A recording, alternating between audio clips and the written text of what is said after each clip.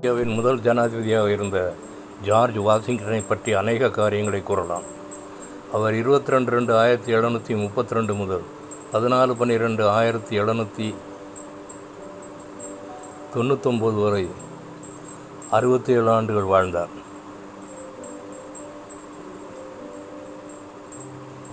சிறுவயதிலிருந்தே பெற்றோரால் கண்டிப்பாக வளர்க்கப்பட்டார். அதிலும் அவரது தகப்பனார் மிகவும் கண்டிப்பானவர். தனது வீட்டில் அழகான செடிகளை வைத்து தோட்டம் அமைத்திருந்தார். தோட்ட வேலை செய்வதில் அல்லாதி பிரியம் கொண்டவர். ஒருமுறை அநேக நாள் வாஞ்சித்து வந்த செரி பிளான்ட் வாங்கி வந்து வீட்டிலே தன் தோட்டத்தை நட்டி வைத்து கண்ணும் கருத்துமாய் வளர்த்து கவனித்து வந்தார். 6 வயது சிறுவனான வாஷிங்டன் தன் தகப்பனார் வீட்டில் இல்லாத போது அவர் அறையிலிருந்த பேனாக்கத்தை எடுத்து ஒவ்வொரு செடியையும் கொஞ்சம் கொஞ்சமாக வெட்டி பார்த்தார். எதிர்பாராத விதமாக அந்த செடியும் சிறிது வெட்டப்பட்டு விட்டது. வெளியில் இருந்து வந்த தகப்பனர் தன் தோட்டத்தை பார்த்து கோபமாக பேசினார். இந்த செடிகளையெல்லாம் வெட்டியது யார் என்றார். ஒளிந்திருந்து வந்த வாஷிங்டன் உண்மையை ஒத்துக்கொண்டார். தகப்பனார் அவனை கண்டித்து உண்மையை கூறியதால் மன்னிப்பு தருவதாக கூறினார். உண்மைதான் மனிதனை உயர்த்தும் என்பது சிறுவனின் மனதில் ஆழமாக பதிந்தது.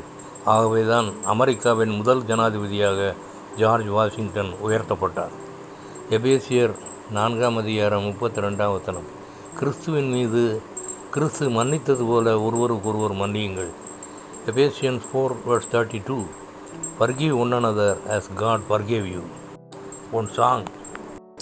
பாவ மன்னிப்பின் நிச்சயத்தை கொள்ள வேண்டும், பரலோகத்தில் ஓரிடம் வர வேண்டும்.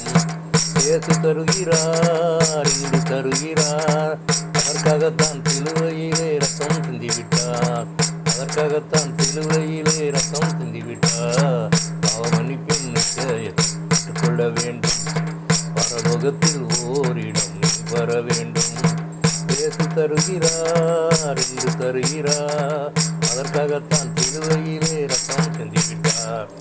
தருகிறார், இங்கு தருகிறார், அதற்காகத்தான் சிலுவையிலே ரத்தம் சிந்திவிட்டார், அதற்காகத்தான் சிலுவையிலே ரத்தம் சிந்திவிட்டார். பாவ மன்னிப்பின் நிச்சயத்தை கொள்ள வேண்டும், பரலோகத்தில் ஓரிடம் வர வேண்டும். இயேசு தருகிறார், இங்கு தருகிறார், அதற்காகத்தான் சிலுவையிலே ரத்தம் சிந்திவிட்டார். ஜெபம். எங்களுடைய நேசிக்கிற நல்ல பிதாவே, ஆண்டவரை என்னை உடைய சமூகத்திலே தாழ்த்தி ஒப்புக் கொடுக்கிறேன் சுவாமி.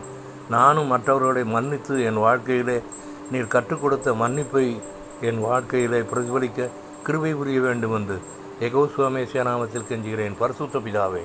ஆமேன்.